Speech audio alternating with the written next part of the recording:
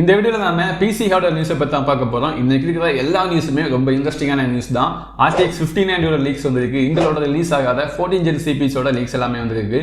AMDயோட பொது CPUஸோட டீடைல்ஸ் கூட வந்திருக்கு. இந்த மாதிரி எல்லாமே இன்ட்ரெஸ்டிங்கான நியூஸாக தான் இருக்க போகுது. ஸோ வீடியோவை மிஸ் பண்ணாமல் எண்ட் வரைக்கும் பாருங்க. ஸோ முதல்ல நாம இன்டலோட 14 Gen CPUஸ்லேருந்தே ஸ்டார்ட் பண்ணலாம். ஸோ இன்டல் ஆல்ரெடி 14 Gen CPUஸை லான்ச் பண்ணிட்டாங்க. ஆனால் K சீரிஸை மட்டும்தான் லான்ச் பண்ணியிருந்தாங்க.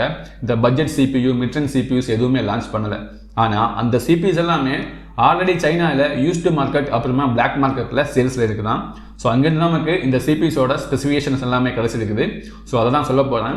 ஸோ முதல்ல நாம் இந்த i3 CPU ஸ்டார்ட் பண்ணலாம். ஸோ இங்கே i3ல 1400, இந்த 1400ல் 4 கோர் 8 த்ரெட்ஸ் கொடுத்துருக்காங்க. இந்த 4 கோருமே பெர்ஃபார்மன்ஸ் கோர் தான், எந்த ஒரு பவர் சேவிங் கோர்ஸுமே கிடையாது. இது யூஸ்வலாக நாம் இந்த 12th ஜென்லேருந்து பார்க்குறது தான். ஸோ அதுக்கப்புறமா பேஸ் கிளாக்காகவே 3.5 GHz கொடுத்துருக்காங்க. ஸோ இது கொஞ்சம் அதிகம் தான் மற்ற ஜென்ரேஷன் கூட கம்பேர் பண்ணி பார்க்கும்போது. ஸோ அப்புறமா 60 வாட் TDP கொடுத்துருக்காங்க. ஸோ அதுக்கப்புறமா நாம் i5 CPU பார்த்தோம்னா 14400F பார்த்தோம்னா அதில் அவங்க 10 கோர் 14 த்ரெட்ஸ் கொடுத்துருக்காங்க. இந்த 10 கோரில் 6 கோர் பெர்ஃபார்மன்ஸ் கோர், 4 கோர் கோர்ஸை கொடுத்துருக்காங்க. ஸோ அதுக்கப்புறமா பேஸ் கிளாக்கா 2.5 GHz கொடுத்துருக்காங்க. பூஸ்ட் கிளாக்கா 4.7 GHz கொடுத்துருக்காங்க.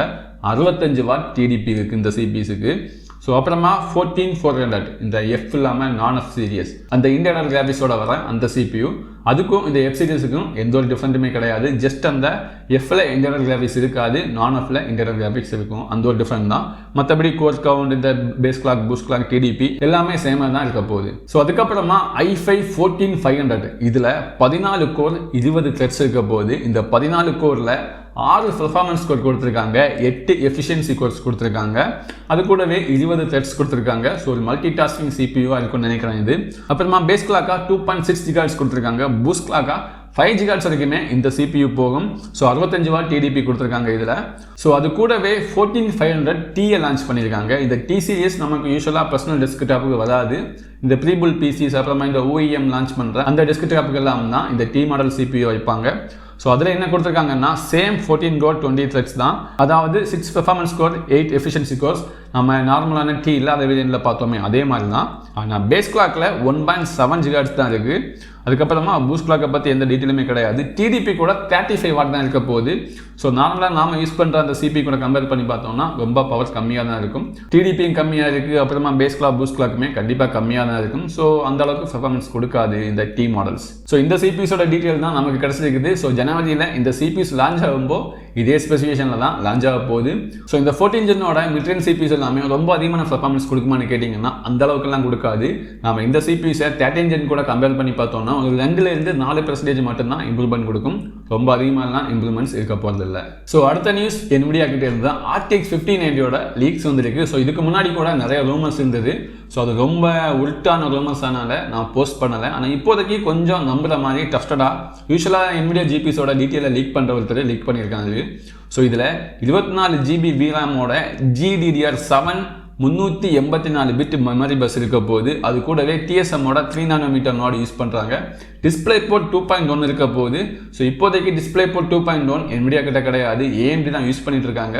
ஆனால் AMDலையுமே இந்த டிஸ்பிளே போர்ட் 2.1ல சில லிமிடேஷன்ஸ் இருக்காது. அதாவது ஃபுல் பேண்ட்வித்தை யூஸ் பண்ண முடியலை அப்படிங்கிற மாதிரிலாம் இருக்குது. ஆனால் இந்த Nvidia கிராஃபிக்ஸ் கார்டில், அதாவது இனிமேல் வரப்போகிற 5000 சீரியஸில் இந்த டிஸ்பிளே போர்ட் 2.1ஓட ஃபுல் பேண்ட்வித்தையுமே யூஸ் பண்ண முடியும். ஒரு ஃபுல்லி ஃபங்க்ஷனல் 2.1 டிஸ்பிளே போர்ட் இருக்க போகுது அப்படின்னு சொல்லியிருக்காங்க. ஸோ இப்போதைக்கு இந்த கிராஃபிக்ஸ் கார்டை பற்றி இவ்வளோ டீட்டெயில்ஸ் தான் வந்திருக்கு. 24 GBயோட VRAM இருக்க போகுது, GDDR7 இருக்க போகுது, 384 பிட் மெமரி பஸ் இருக்க போகுது, 3 nm நோடு யூஸ் பண்ணுறாங்க. ஸோ இந்த டீட்டெயில்ஸ் தான் வந்திருக்கு. இன்னும் நிறைய டீட்டெயில்ஸ் வரும்போது நான் அடுத்த வீடியோ இல்லைனா ஷார்ட்ஸ் வீடியோவில் கண்டிப்பாக ஷேர் பண்ணுறேன். அடுத்த நியூஸ் ASUS கிட்டே இருந்து தான். ASUஸோட சைனா டீம் ஒரு இன்ட்ரெஸ்டிங்கான விஷயம் பண்ணியிருக்காங்க. இதுக்கு முன்னாடி நான் தனியாக ஒரு வீடியோ கூட போட்டிருந்தேன். கிராஃபிக்ஸ் கார்டில் NVMe ஸ்லாட் இருக்குது, அதை நியூஸ் வீடியோவில் கூட சொல்லியிருந்தேன். ஸோ அது ஓகே, அது கிட்டத்தட்ட அப்செட் பண்ணுற மாதிரி தான் இருக்குது, காமனான ஒரு விஷயம் தான். ஆனால் இங்கே நான் ஒரு பிக்சரை காட்டுறேன் பாருங்கள். இங்கே பார்த்தீங்கன்னா கீழே 2 ஃபேனோட இருக்க அந்த கிராஃபிக்ஸ் கார்டு RTX 4060, அதுக்கு மேலே 3 ஃபேனோட இருக்க கிராஃபிக்ஸ் கார்டு RTX 4090. ஸோ இப்படி பிக்சரில் பார்த்தோம்னா என்ன நினைப்போம், ஒரு PCI ரைசர் கேபிளை யூஸ் பண்ணி மேலே மவுண்ட் பண்ணியிருக்காங்க அப்படின்னு தான் நினைப்போம். இல்லைனா மதர் போர்டில் இருந்து ஏதாவது போர்டு ஏதாவது வச்சு எப்படியோ கனெக்ட் பண்ணியிருக்காங்க அப்படின்னு தான் நினைப்போம். ஆனால் இங்கே அப்படி கிடையாது. என்ன டிஃப்ரெண்டாக இருக்குன்னா, அந்த RTX 4060யோட NVMe ஸ்லாட் வழியாக இந்த RTX 4090 கனெக்ட் பண்ணியிருக்காங்க. அந்த ரெண்டு கிராஃபிக்ஸ் கார்டையுமே அந்த M2 இன்டர்ஃபேஸ் வழியாக கனெக்ட் பண்ணியிருக்காங்க. அதை கனெக்ட் பண்ணி அது சைபர் பங்க் ரன் ஆகிறத கூட காட்டியிருக்காங்க. கிட்டத்தட்ட 150 FPS வர மாதிரி காட்டியிருக்காங்க. இது ரொம்ப ரொம்ப டிஃப்ரெண்டாக இருக்குது. NVMe SSD கனெக்ட் பண்ணதை கூட அப்செட் பண்ண முடியுது.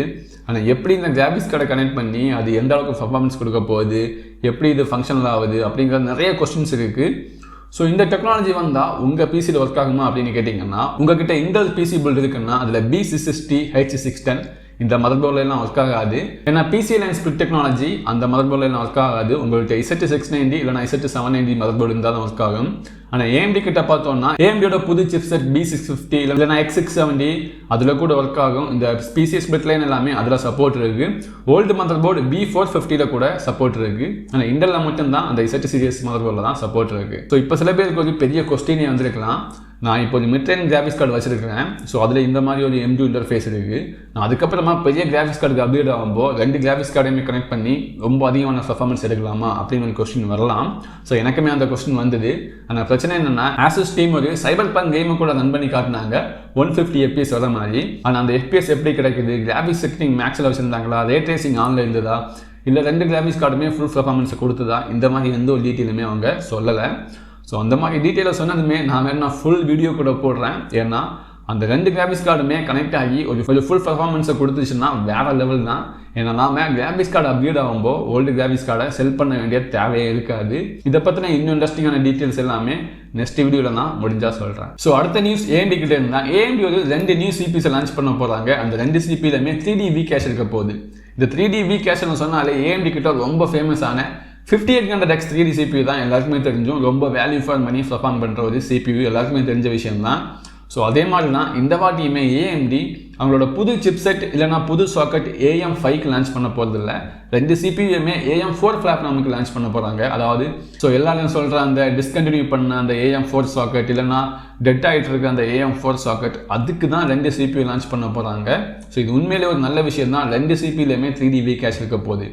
ஸோ எதுக்காக இவங்க AM4க்கு லான்ச் பண்ணுறாங்க புதுசாக AM5 வந்ததுக்கப்புறம் அப்படின்னு ஒரு கொஸ்டின் இருந்ததுன்னா, இப்போ நாம் AM5 சாக்கெட்டுக்கு அப்கிரேட் ஆனோம்னா நம்ம DDR5 RAM வாங்கணும், அப்புறமா புதிய மதர்போர்டு வாங்கணும். ஸோ அப்கிரேட் பண்ணலாம் அப்படின்னு நினைக்கிறவங்களுக்கு ரொம்ப கஷ்டமாக இருக்கும், அதிகமான காசு ஸ்பெண்ட் பண்ண வேண்டியிருக்கும். ஆனால் அதுவே அவங்க AM4க்கு ஒரு ரெண்டு புது சிபிஎஸ் லான்ச் பண்ணாங்கன்னா நம்ம எதுவுமே அப்கிரேட் பண்ணாமல் ஜஸ்ட் CPU மட்டும் அப்கிரேட் ஆகி நாம இன்னுமே பர்ஃபார்மன்ஸை எடுக்க முடியும். ஸோ அதுக்காக தான் இந்த ரெண்டு CPU லான்ச் பண்ணுறாங்க. ஸோ அது என்னென்ன CPUன்னு சொல்கிறேன். ஸோ முதல்ல Ryzen 7ல் 5700X 3D இதில் மொத்தமாக 8 கோர்ஸ் இருக்க போகுது, 14 த்ரெட்ஸ் இருக்க போகுது. பேஸ் கிளாக்காக 3 GHz வரைக்குமே போகும், பூஸ்ட் கிளாக்காக 4.1 GHz வரைக்குமே போகும். எலக்ட்ரிக் கேஷாக 96 MB கொடுத்துருக்காங்க. ஸோ ஒரு நல்லா பர்ஃபார்ம் பண்ணுற கேமிங் CPU தான் இருக்க போகுது. ஸோ அதுக்கப்புறமா AMDோட 5500X 3D இதில் 6 கோர் இருக்க போகுது, 12 த்ரெட்ஸ் இருக்க போகுது. பேஸ் கிளாக்காக 3 GHz கொடுத்துருக்காங்க, பூஸ்ட் கிளாக்காக 4 GHz கொடுத்துருக்காங்க. ஸோ அந்த Ryzen 7 CPU கூட கம்பேர் பண்ணி பார்க்கும்போது பூஸ்ட் கிளாக்கில் மட்டும் ஒரு 100 MW கம்மியாக இருக்குது. ஸோ மற்றபடி எலக்ட்ரிக் கேஷுமே 96 MB கொடுத்துருக்காங்க. ரெண்டு சிபியோட ஸ்பெசிஃபிகேஷனுமே ரொம்ப நல்லா இருக்குது, கேமிங்கில் ரொம்ப நல்லா பர்ஃபார்ம் பண்ண போகுது. ஸோ இதை அவங்க AM4 பிளாட்ஃபார்முக்கு லான்ச் பண்ணுறதுக்கு பிளான் பண்ணிட்டு இருக்காங்க. ஸோ உண்மையிலே லான்ச் பண்ணால் நல்ல விஷயந்தான். ஏன்னா அதிகமாக காசு ஸ்பெண்ட் பண்ணி நம்ம DDR5 RAM இல்லைனா புது மதர்போர்டு வாங்கி நம்ம நெக்ஸ்ட் ஜென்ரேஷனுக்கு போக வேண்டிய தேவை இருக்காது. இப்போ இருக்கிற AM4 சாக்கெட்லேயே நம்மளால் அந்த அளவுக்கு பர்ஃபார்மன்ஸ் எடுக்க முடியும். ஸோ இந்த ரெண்டு சிபியோட ஸ்பெக்ஸை பார்க்கும்போது கேமிங்கில் நல்ல பர்ஃபார்மன்ஸ் கிடைக்கும் அப்படின்னு தெரியுது. இதை AMD நல்ல அக்ரெசிவான ப்ரைஸிங்கில் எடுத்துகிட்டு வந்தாங்கன்னா ரொம்ப நல்லா இருக்கும். ஸோ அடுத்த நியூஸ் மறுபடியும் Nvidia கிட்டே இருந்து தான். ஸோ இது ஒரு நியூஸ்னு கிடையாது, ஜஸ்ட் ஒரு ஃபன்னிக்காக நான் ஆட் பண்ணியிருந்தேன். ஸோ Nvidia ஒரு டைமில் RTX 4090 Ti லான்ச் பண்ணலான்னு பிளான் பண்ணியிருந்தாங்க. அதுக்காக ப்ரோட்டோடைப் எல்லாம் கூட கிரியேட் பண்ணியிருந்தாங்க. ஸோ அந்த ப்ரோட்டோடைப்போட கிளியர் பிக்சர் இப்போ வந்துருக்கு. ஸோ இந்த RTX 4090 Ti லான்ச் பண்ண போகிறதில்ல, ஜஸ்ட் ப்ரோட்டோடைப் தான். அவங்களுக்கு லான்ச் பண்ணுற எந்த ஒரு பிளானுமே கிடையாது. ஆல்மோஸ்ட் அந்த பிளானை அவங்க கேன்சல் பண்ணிட்டாங்க. ஸோ இருந்தாலும் எதுக்காக இந்த இன்ஃபர்மேஷனை ஷேர் பண்ணுறேன்னா, அந்த RTX 4090யோட ப்ரோட்டோடைப்பையும் டைட்டன் RTX கிராஃபிக்ஸ் கார்டையுமே கம்பேர் பண்ணி பார்த்தா அந்த கிராஃபிக்ஸ் கார்டோட சைஸை பாருங்கள், எந்த அளவுக்கு பெருசாக இருக்குன்னு பாருங்கள். ஸோ எனக்கு என்னமோ Nvidia இந்த கிராஃபிக்ஸ் கார்டோட சைஸ் ரொம்ப பெருசாக இருக்கிறதுனாலேயே அவங்க லான்ச் பண்ணாமல் இந்த பிளானை கேன்சல் பண்ணாங்களோ அப்படின்னு தான் தோணுது. அந்த அளவுக்கு பெருசாக இருக்குது இந்த கிராஃபிக்ஸ் கார்டு. நீங்களே பாருங்கள் பிக்சரில் எந்த அளவுக்கு பெருசாக இருக்குன்னு. ஸோ ஜஸ்ட் ஒரு இன்ஃபர்மேஷனுக்காக தான் ஷேர் பண்ணியிருந்தேன், மற்றபடி எதுவும் கிடையாது. ஸோ அடுத்த நியூஸுமே Nvidia கிட்டே இருந்தால் என்னோட சப்ஸ்கிரைபர்ஸ் எல்லாருக்குமே மோஸ்ட்லி தெரிஞ்சிருக்கும். Nvidia super series graphics cards எல்லாமே லான்ச் பண்ண போகிறாங்கன்னு. ஸோ அந்த கிராஃபிக்ஸ் கார்டு லான்ச் பண்ணுறதுனால சில கிராஃபிக்ஸ் கார்டை டிஸ்கன்டினியூ பண்ண போகிறாங்க. அப்போ தான் அந்த இடத்துல இந்த கிராஃபிக்ஸ் கார்டை பர்ஃபெக்டாக வைக்க முடியும். ஸோ அது என்னென்ன கிராஃபிக்ஸ் கார்டுன்னு இப்போ சொல்கிறேன். ஸோ RTX 4080 சூப்பர், இது RTX 4080 ரீப்ளேஸ் பண்ண போகுது. அதாவது RTX 4080 டிஸ்கன்டினியூ பண்ணிவிட்டு அதோட ப்ரொடக்ஷனை ஸ்டாப் பண்ணிவிட்டு அந்த இடத்துல RTX 4080 சூப்பரை வைக்க போகிறாங்க. ஸோ அதுக்கப்புறமா RTX 4070 Ti சூப்பர், அதாவது Ti சூப்பர், இந்த graphics card RTX 4070 Ti replace பண்ண போகுது. அதாவது RTX 4070 Ti அப்படியே டிஸ்கன்டினியூ பண்ணிட்டு அதே இடத்துல RTX 4070 Ti சூப்பர் கிராஃபிக்ஸ் கார்டை வைக்க போகிறாங்க. ஸோ அதுக்கப்புறமா இன்னொரு சூப்பர் கிராஃபிக்ஸ் கார்டு போகுது RTX 4070 சூப்பர். ஆனால் இந்த கிராஃபிக்ஸ் கார்டு எந்த கிராஃபிக்ஸ் கார்டையுமே ரீப்ளேஸ் பண்ண போகிறதில்ல. ஆல்ரெடி இருக்க RTX 4070 கிராஃபிக்ஸ் கார்டு அப்படியே தான் இருக்கும். ஸோ RTX 4070 கிராஃபிக்ஸ் கார்டு அப்படியே இருக்கிறது உண்மையில் ஒரு நல்ல விஷயம் தான். ஏன்னா கிட்டத்தட்ட Nvidiaவில் நல்ல ப்ரைஸிங் பண்ணியிருக்க ஒரு கிராஃபிக்ஸ் கார்டுனா அது RTX 4070 தான். ஸோ அதை ரீப்ளேஸ் பண்ணாமல் இருக்கிறது ஒரு நல்ல விஷயம் தான். ஸோ அதுக்கு கூடவே RTX 4070 சூப்பர் இனிமே இருக்க போகுது. ஸோ அதை விடையுமே கொஞ்சம் ப்ரைஸ் அதிகமாக இருக்க போகுது. ஸோ இந்த கிராஃபிக்ஸ் கார்டு தான் இதை ரீப்ளேஸ் பண்ண போகுது. ஸோ இன்னையோட PC ஹார்ட்வேர் நியூஸ் இவ்வளோ தான். இன்னும் நிறைய இன்ஃபர்மேஷன் இதே மாதிரி தெரிஞ்சுக்கணும்னா PC ஹார்ட்வேரில் அப் டு டேட்டாக இருக்கணும்னா என்னோட சேனலை மறக்காமல் சப்ஸ்கிரைப் பண்ணுங்கள், நோட்டிஃபிகேஷனுமே ஆன்ல வைங்க.